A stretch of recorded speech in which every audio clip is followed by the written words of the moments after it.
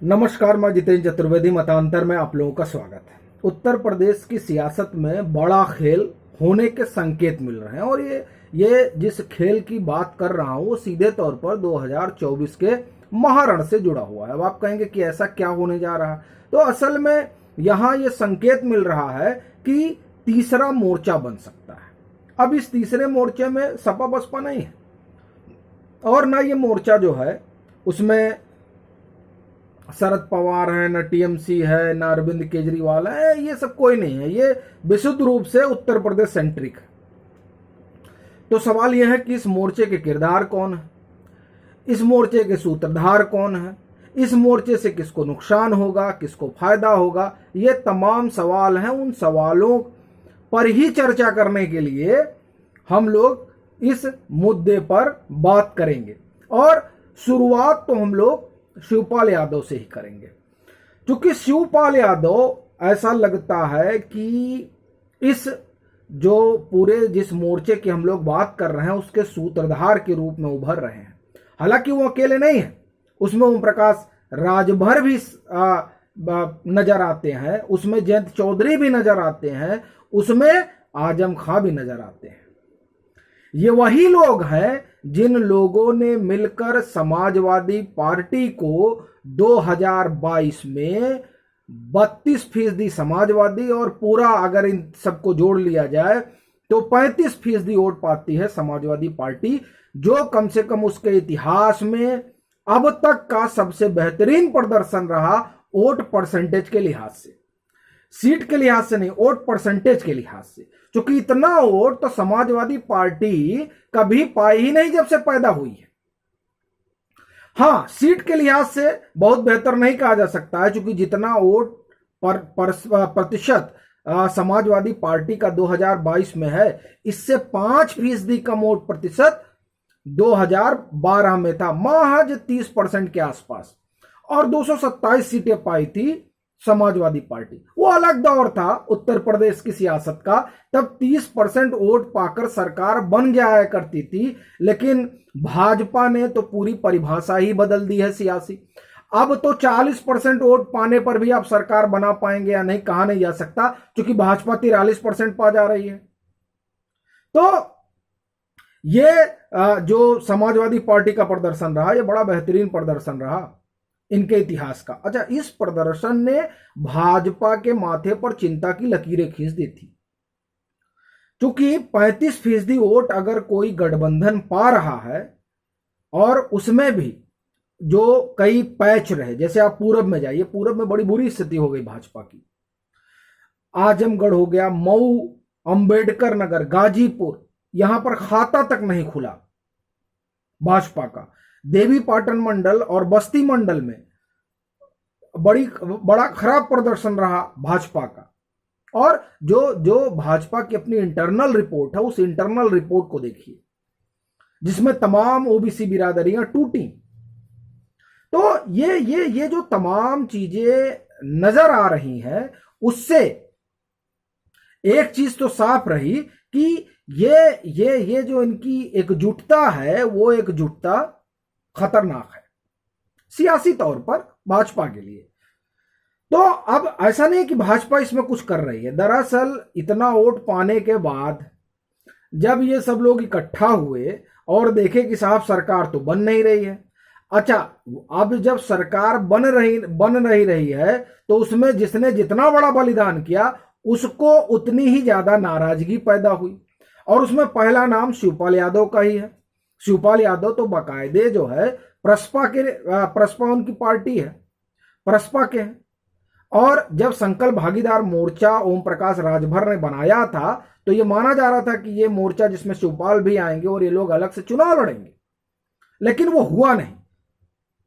उसकी वजह शिवपाल यादव भले ही अखिलेश यादव से नाराज रहे, लेकिन समाजवादी पार्टी तो उनका स्वाभाविक घर है। तो उस घर में जब उनको लगा कि नहीं, इस घर में जाया जा सकता है, तो वो गए। हालांकि जाने के बाद उनको लगा कि सौदा तो बड़े घाटे का कर लिया, क्योंकि तब उनको लग रहा था कि जब हम समाजवादी पार्टी में आएंगे, मतलब प्रसपा का गठबंधन होगा समाजवादी पार्टी से, तो हमें सीटें मिलेंगी चुनाव लड़ने के लिए, जिससे अपने समर्थक अपने परिवार के लोगों को लड़ा पाएंगे। लेकिन हुआ उल्टा, वहां तो एक ही सीट मिली और वो भी शिवपाल यादव को जसवंत नगर से। चलिए, तो खून का घूंट जो है शिवपाल यादव ने पी लिया कि चलिए सरकार आएगी तो कुछ अकोमोडेशन होगा। चलिए सरकार तो नहीं आई, लेकिन फिर भी शिवपाल यादव ने कुछ कहा नहीं। अपने समर्थकों से जो भी उन्होंने वो कहते रहे हो, असली गुस्सा उनका तब फूटा जब समाजवादी पार्टी की बैठक बुलाई जाती है और उसमें शिवपाल यादव को न्योता नहीं दिया जाता, और ऐतराज जब मीडिया में बात आती है तो कहा जाता है कि वो तो गठबंधन की बैठक होगी तब आएंगे। ये बात शिवपाल यादव को खटक गई और उनको लगा कि जिस पार्टी के लिए हमने अपना सर्वस्व न्यौछावर कर दिया, अब वो पार्टी हमसे जो है सौतेला व्यवहार कर रही है। उसके बाद क्या था, उसके बाद वो जाते हैं मुख्यमंत्री से मिलते हैं, प्रधानमंत्री और मुख्यमंत्री को फॉलो करने लगते हैं, समाजवादी पार्टी की लाइन से इतर जाकर यूनिफॉर्म सिविल कोड की बात करने लगते हैं। ये जो सुगबुगाहट हुई, इसने खरमंडल मचा दिया समाजवादी पार्टी के भीतर। अब इधर शिवपाल यादव और दूसरी तरफ चुनाव हुआ। चुनाव होने के बाद पता चला कि आजम खां के मीडिया सलाहकार का एक बयान आता है और वो बयान जो है हलचल मचा देता है। और उस बयान में वो न सिर्फ अखिलेश यादव बल्कि सपा संरक्षक मुलायम सिंह यादव तक कटघरे में खड़े कर दिए जाते हैं। और ये सवाल उठने लगता है उस वोटर से जो वोटर बड़ी मजबूती के साथ पिछले कई चुनावों से भाजपा के समाजवादी पार्टी के साथ खड़ा रहा। वो वोटर है मुस्लिम और उसके नुमाइंदे आजम खां और जो तमाम नेता शफीकुर रहमान हो गए। इस समय आप देखिए दर्जन भर से ज्यादा मुस्लिम जो नुमाइंदे हैं वो बागी हुए पड़े हैं समाजवादी पार्टी से। तो यहां बगावत फूटी। फिर इधर आप आइए तो ओम प्रकाश राजभर और उधर जयंत चौधरी। अब ये सब लोग बारी बारी से मिलते हैं आजम खां से। ये बड़ा दिलचस्प है। जयंत चौधरी भी मिलते हैं, अखिलेश यादव कहते हैं हमने नहीं कहा था।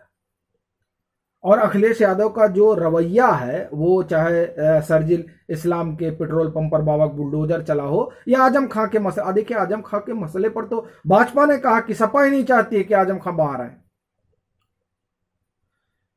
तो ये जो तमाम घटनाक्रम हुए, इस घटनाक्रम में एक अलग खेमेबंदी पैदा की। अब ये जो खेमा बन रहा है, इस खेमे में जो शिवपाल यादव का जो ये कह रहा हूं कि सूत्रधार हैं, तो शिवपाल यादव का बयान आता है। वो अपने बयान में कहते हैं कि मैं आजम खान के साथ था, आजम खान के साथ रहूंगा। और चर्चा चल रही थी कि ये जाएंगे भाजपा में, और यही चर्चा ओम प्रकाश राजभर भी की थी। लेकिन अब ये दोनों चर्चाएं अब उस तरीके से नहीं हो रही हैं। उसकी बड़ी वजह है कि शिवपाल यादव दरअसल भाजपा ने गैर यादव ओबीसी की पॉलिटिक्स की है, एक बात। दूसरी बात, शिवपाल यादव के आने से कितना नफा नुकसान होगा यह भाजपा जज करेगी। फिर ओम प्रकाश राजभर ने तो अपने राजनीतिक महत्व को साबित कर दिया 2022 के चुनाव में, जिस तरह से उन्होंने भाजपा को नुकसान पहुंचाया। लेकिन सवाल यह है कि जिस तरीके से वो भाजपा पर हमलावर रहे, और फिर पूरब में या हमें कहें पूरे उत्तर प्रदेश में जो एक चेहरा है टेरर का, मुख्तार अंसारी, वो उनके कुनबे के लोग इन्हीं की ओम प्रकाश राजभर की पार्टी के टिकट पर ही चुनाव जीते हैं। और अब अगर ओम प्रकाश राजभर के साथ भाजपा कोई बातचीत करती है तो वो भी आएंगे, एक। और दूसरा, ये खूब हमला भी कर चुके हैं। तो जो भाजपा का समर्थक वर्ग है उसके अंदर नाराजगी बहुत है, और फिर वो मुख्तार अंसारी वाला मसला ही है। तो ऐसी स्थिति में भाजपा अभी ऐसा दिख रहा है, देखिए हो तो कुछ भी सकता है, लेकिन फिलहाल ये जो समस्या है ये साफ तौर पर दिखाई दे रही है कि इस तरीके का संकट तो है कि ये बोले भी खूब थे और अंसारी वाला बैगेज है ही है। तो ऐसी स्थिति में ये भाजपा वेट एंड वॉच की दशा में नजर आ रही है। और उधर आजम खां हो या शिवपाल यादव हो, ये लोग ऐसा लगता है कि अब समाजवादी पार्टी के साथ रहेंगे, इसके बहुत ही कम आप ये समझिए चांस नजर आ रहे हैं। तो ऐसी स्थिति में होगा क्या, राजनीति तो सबको करनी है, और तो जो संकेत है वो ये कि शिवपाल यादव हो या ओम प्रकाश राजभर हो या जयंत चौधरी हो या आजम खां हो, ये लोग संभवतः संकल्प भागीदारी जो मोर्चा बना था 2022 के पहले, आप ये कहिए कि 2022 के चुनाव के मद्देनजर कुछ उसी तरह का तीसरा मोर्चा बनेगा 2024 चुनाव के मद्देनजर। इसका अगर फायदे की बात करें तो इसका सीधा फायदा भाजपा को होगा और नुकसान इसका सीधा समाजवादी पार्टी को होगा, क्योंकि शिवपाल यादव अपने साथ यादव वोट लेकर जाएंगे, आजम खां अपने साथ मुस्लिम वोट लेकर जाएंगे, ओम प्रकाश राजभर अपने साथ राजभर वोट लेकर जाएंगे, जयंत चौधरी अपने साथ जाट वोट लेकर जाएंगे। मैं नहीं कह रहा हूं कि कोई सारा लेकर जाएगा, लेकिन इतना लेकर जाएगा कि समाजवादी पार्टी हिल जाएगी। 35% वोट था, 35% गोल हो जाएगा। तो ये जो वोट है ये बिखरेगा, और जब बिखरेगा तो जाहिर तौर पर भाजपा की सीटें बढ़ेंगी, और समाजवादी पार्टी जो पिछली बार 5 सीटें पाई थी वो संभवतः सिफर पर चली जाए, सुन्ना हो जाए। तो ये मतलब राजनीति में इस तरह की संभावनाएं हैं। अगर ये लोग एक साथ जाते हैं जिसके संकेत मिल रहे हैं, तब आप ये मान कर चलिए कि 2024 का जो चुनाव होगा वो वाकई में उत्तर प्रदेश में जो होगा वो बड़ा दिलचस्प होने जा रहा है, क्योंकि ये जो मोर्चा होगा ये समाजवादी पार्टी को सचमुच समाप्तवादी पार्टी बना देगा। और बसपा के बारे में क्या कहा जाए, और प्रमोद कृष्णन भी मिलकर आए हैं, तो क्या कांग्रेस भी उसका हिस्सा होगा उस तीसरे मोर्चे का? क्या ओवैसी भी उस तीसरे मोर्चे में होंगे, क्योंकि वो भी आजम खान का समर्थन कर रहे हैं और समाजवादी पार्टी को आड़े हाथ ले रहे हैं? ये दोनों देखने वाली बात होगी। लेकिन ये 3-4 लोग ऐसा लग रहा है कि एक अलग राह थामेंगे, और वो राह समाजवादी पार्टी के लिए बड़ी नुकसानदायक होगी, और भाजपा के लिहाज से अगर देखी जाए तो बड़ी फायदेमंद होने वाली है। अभी के लिए फिलहाल इतना ही। अगर आप मतांतर से नहीं जुड़े हैं तो जुड़िए, वीडियो को लाइक कीजिए, शेयर कीजिए और अपने सुझाव जरूर साझा कीजिए।